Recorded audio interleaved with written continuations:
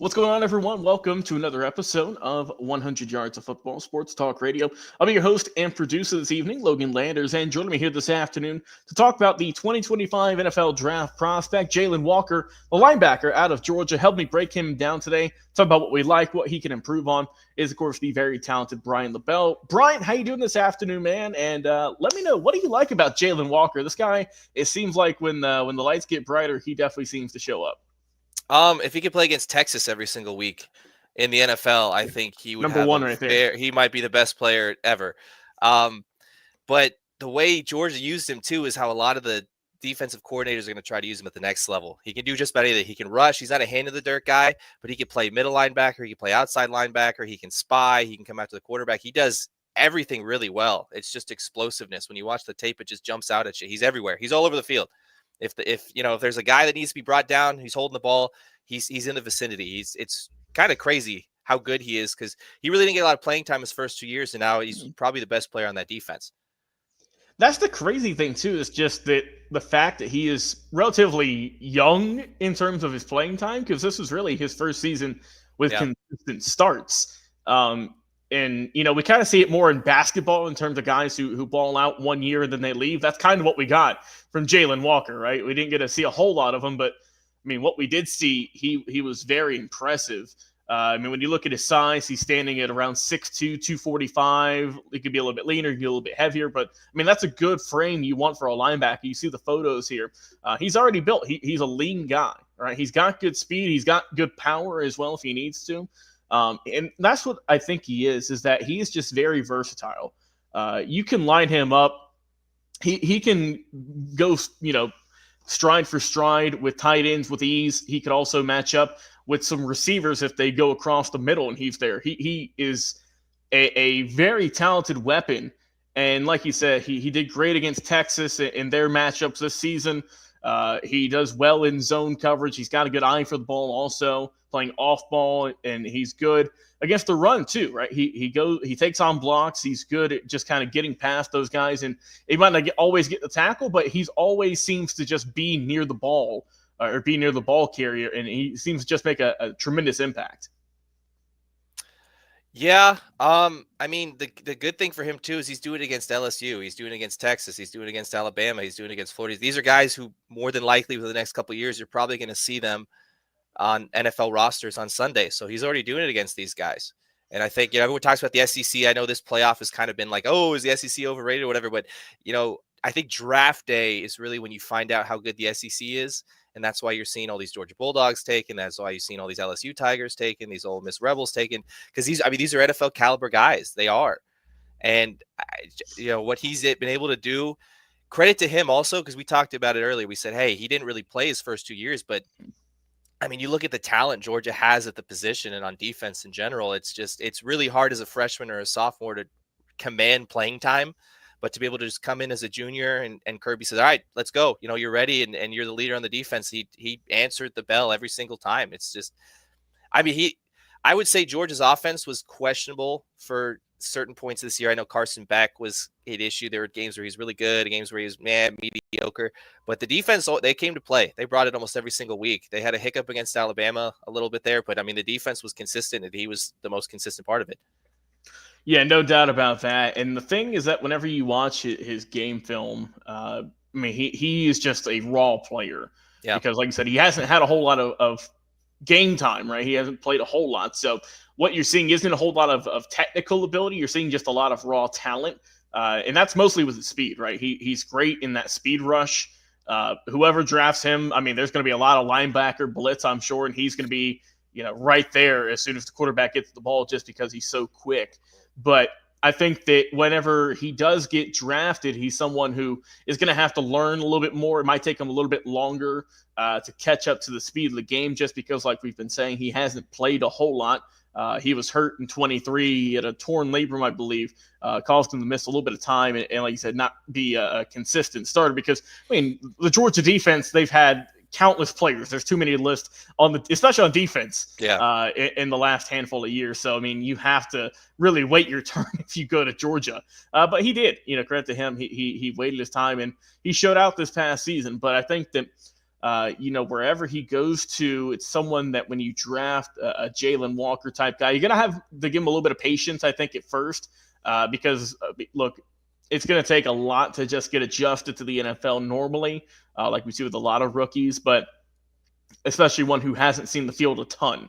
So I think that is something that, whoever drafts him is going to have to watch out for. Just, be patient with him. Don't throw the entire world on his shoulders and say, all right, we need you to get 10 sacks this year and, lead the team in tackles for loss or whatever.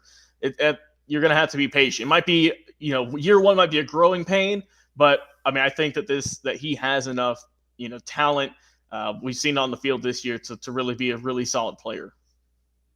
I think the hardest thing for him is more than likely he'll probably have to play two positions because teams are probably going to have him play both inside and outside. He's a hybrid guy. And you got a lot of teams going with a 3-4, 4-3 mesh. You're not really committed to one front or the other because I think he could stand up outside. He could be consistent. He could wreak havoc on a quarterback, but I also think he could drop back in coverage and he could, like if you watch the tape against Quinn Ewers, they played him in the middle a lot. He spied, he would sit, if Ewers steps up, you got him, and he did a phenomenal job doing that. And he did stuff like that. There were a couple, he only had 6.5 sacks on the year, but if you go back and watch, there were at least 2 instances against Kentucky where if he's just a tick faster, he's getting 2 more sacks.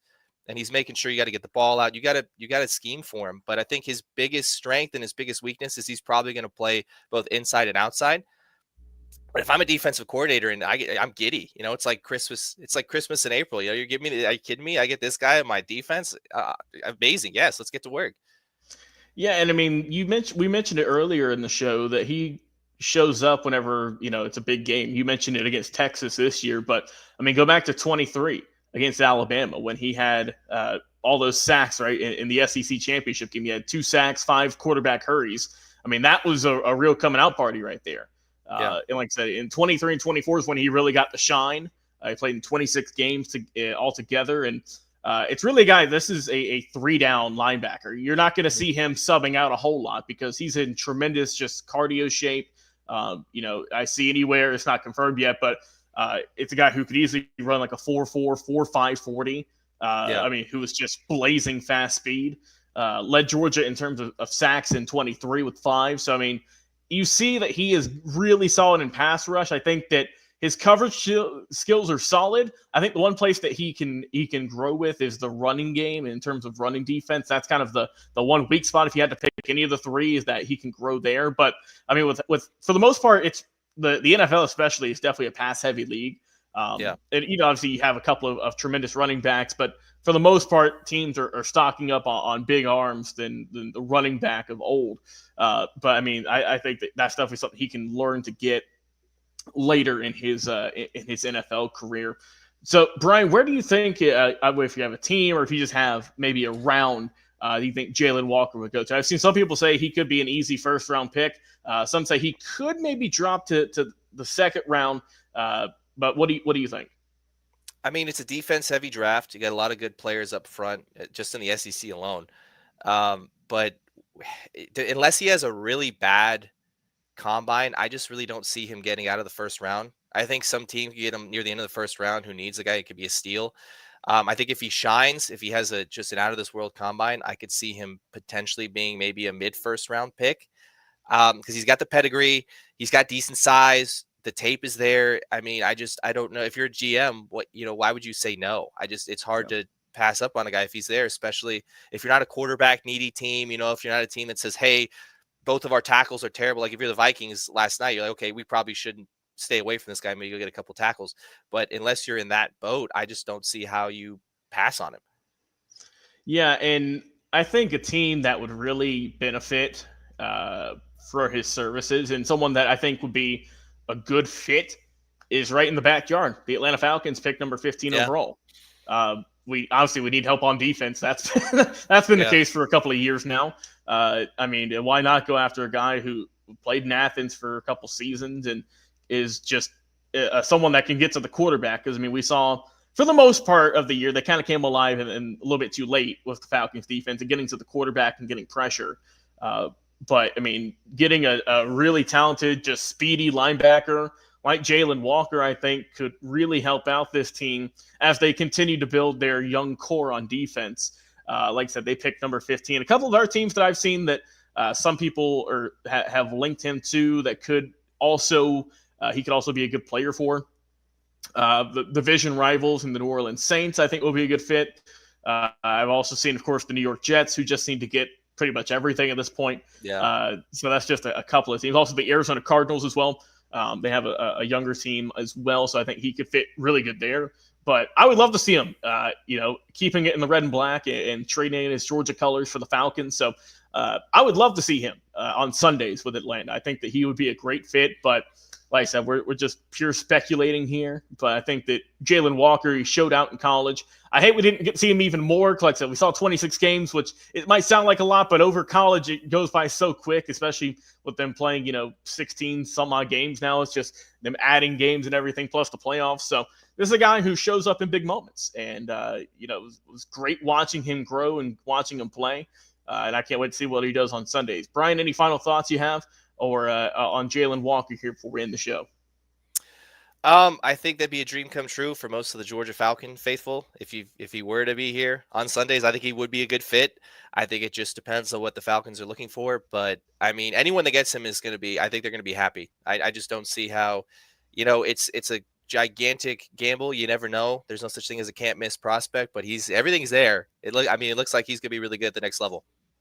Yeah, looking forward to it. I think that he's a super talented player, and I can't wait to see where he goes and plays on Sundays. But if you get this guy, you're going to get a very talented player, and just got to be patient with him. And I think that over time, you'll really reap the fruits of the labor there with how well I think that Jalon Walker is the ceiling he has. So it's going to be fun to watch. But hey, Brian LaBelle, appreciate you, man, coming on the show, talking about Jalon Walker, linebacker out of Georgia. Guys, if you enjoyed the episode, like, follow, share, and subscribe. Facebook, YouTube, main two platforms there. But as you see in the lower right-hand corner, you can follow our podcast as well, 100 Yards of Football. That's going to be on Spotify, Apple Podcast, or anywhere you listen to podcasts, really, you can find us over there each and every single week. So once again, for my co-host today, Brian LaBelle, I've been your host and producer, Logan Landers. This has been our NFL Draft Prospect Special on Jalon Walker, linebacker out of Georgia. Leave a comment. Where do you think he will go? And what position do you think, in terms of what draft do you think number he'll be called on? Will it be early first round, late first round? Or do you think he might even slide to the second? I don't think he will, but